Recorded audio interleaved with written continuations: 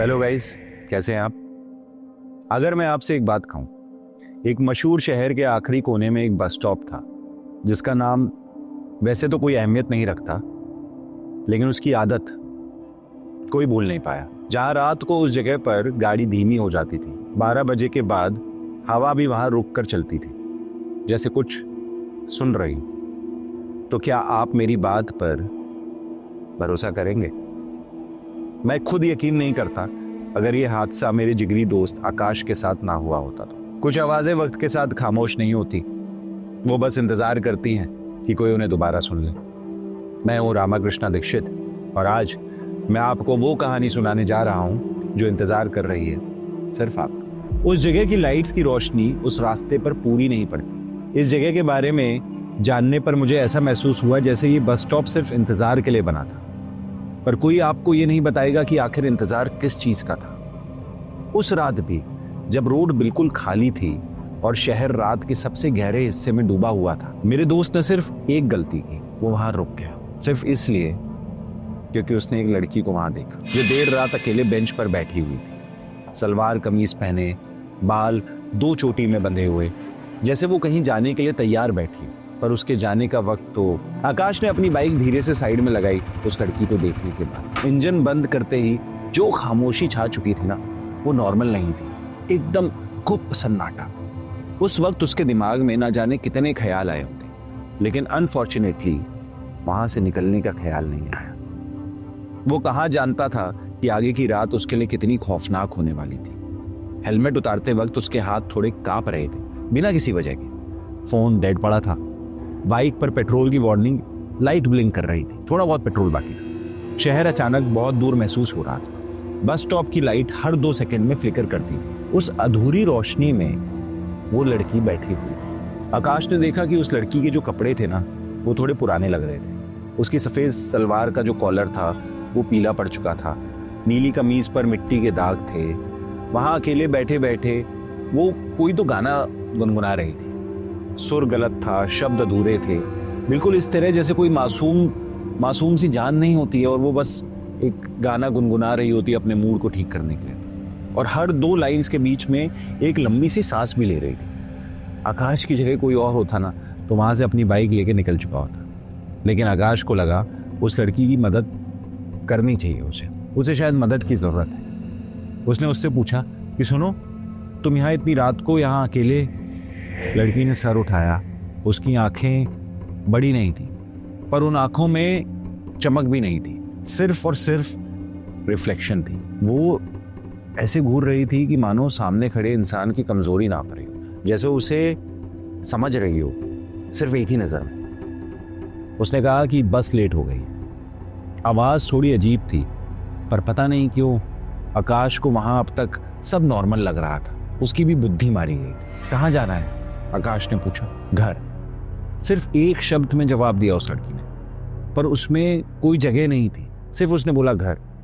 कोई डायरेक्शन नहीं, कोई इशारा नहीं। आकाश ने रोड की तरफ देखा। वहां दूर दूर तक उसे इंसानों की बस्ती भी नहीं दिखाई दे रही थी। अब आकाश के अंदर जो क्यूरियोसिटी होती है ना, वो जाग उठी थी कि ये लड़की यहाँ पे क्या कर रही है, इसको मदद की जरूरत है, घर जाना चाहती है, पर आसपास कुछ दिख नहीं रहा है। उसने पूछा कि रोज यहीं से जाती हो? लड़की ने हाँ में सर हिलाया, कुछ जवाब नहीं दिया शब्दों में। आकाश ने एक चीज जरूर नोटिस की थी कि उसकी चोटियां ना बहुत टाइट बंधी हुई हैं। स्कैल्प थोड़ा सा तना हुआ था, जैसे बाल कभी जबरदस्ती खींचे गए। रिबन का लाल रंग काला पड़ चुका था। स्ट्रीट लाइट ना जोर से फ्लिकर हो। उसी वक्त वहां एक ऐसी आवाज आई जैसे कोई कुछ घसीट रहा हो। 1 सेकंड के लिए आकाश को लगा जैसे लड़की के पैर जमीन पर घिस कर एक लकीर बना रहे हैं, लेकिन जब वो फ्लिकरिंग लाइट वापस आई तो सब नॉर्मल था। वो बस वहां से जा ही रहा था कि दूर से उसे एक आवाज आई, बस के आने। कोई हेडलाइट नहीं, पहले सिर्फ आवाज। उस अंधेरे के बीच से एक बस सामने आई, बहुत पुरानी, शीशे काले, कोई रूट नंबर नहीं, कोई बोर्ड नहीं। क्या आप ही बताइए, मतलब आजकल शहरों में क्या ऐसी बसेस होती हैं? आकाश ने अनकॉन्शियसली उस बस को देखकर एक कदम पीछे ले लिया। बस रुकी तो ब्रेक्स की आवाज ऐसी थी जैसे किसी ने चीप को खींच कर दबा दिया हो। दरवाजा खुला, अंदर बिल्कुल अंधेरा था, कोई रोशनी नहीं बस के अंदर। ना कंडक्टर दिख रहा था, ना सीट साफ थी और ना ही सीट्स दिख रही थी। सिर्फ एक घना कालापन जो रोशनी को अंदर जाने ही नहीं दे रहा था। ये क्लियर साइन था कि वहां पे कुछ तो अननेचुरल था। बस की ये सब हालत देखने के बाद, अंदर अंधेरा देखने के बाद, किसी पैसेंजर का ना होना, ये सब एक क्लियर साइन था कि कुछ तो वहां पे अननेचुरल है। लेकिन कहते हैं ना कि ऐसे वक्त पर जैसे दिमाग साथ छोड़ देता है, और आकाश के साथ भी ऐसे ही हुआ। आकाश को अचानक पुराने लोहे और सूखे खून की बदबू आने लगी। उस वक्त लड़की वहीं खड़ी हुई थी।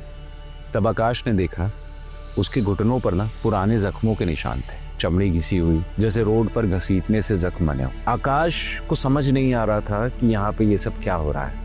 वो लड़की के लिए थोड़ा सा फिक्र उसको हो रही थी, और साथ ही साथ उसे उस लड़की को लेके बहुत कुछ अजीब भी लग रहा था। उसने उस लड़की से पूछा कि तुम सीरियसली इस बस में जाओगी? आकाश के मुंह से ये बात निकल गई। लड़की ने मुस्कुराने की कोशिश की, लेकिन उसकी मुस्कान अधूरी थी। मुझे घर जाना है।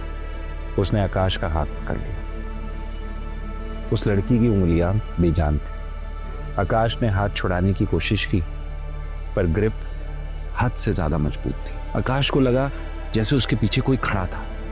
उसकी सांस गर्दन के पास महसूस हुई उसे, लेकिन मुड़कर देखने की उसके अंदर हिम्मत नहीं हो रही थी। अब उसके दिल के अंदर एक डर पैदा हो गया था, क्योंकि रोड बहुत सुनसान थी, अंधेरा था, बस की हालत, और जिस तरीके से वो लड़की बात कर रही थी।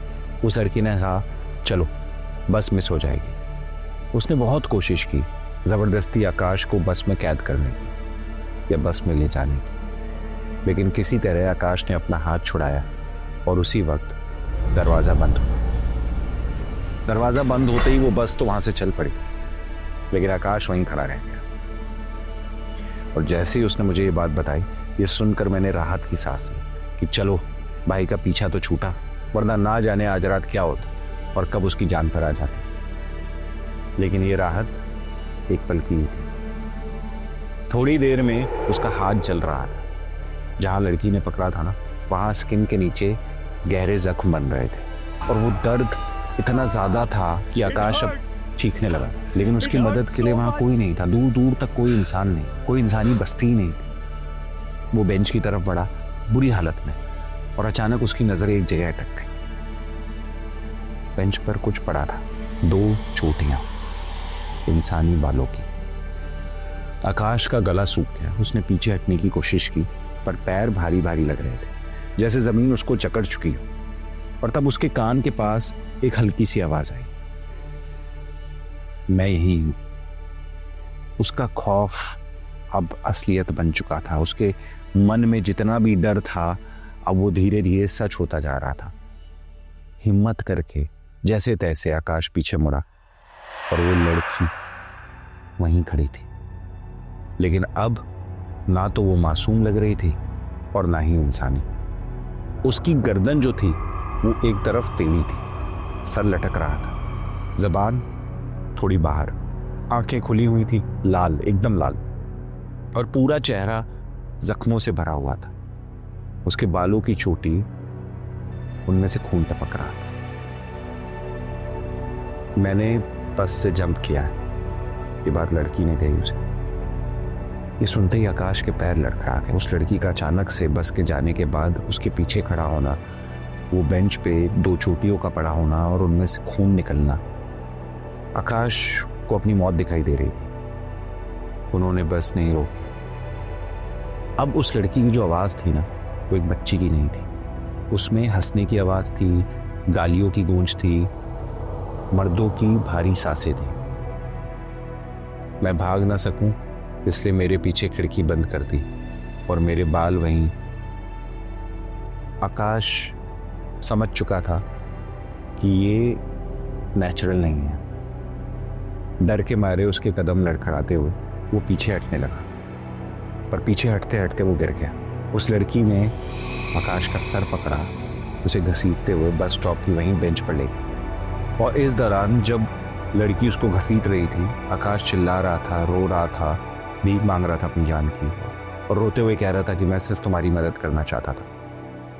उसने भारी सांसों के बीच रोते हुए ये बात उससे कही।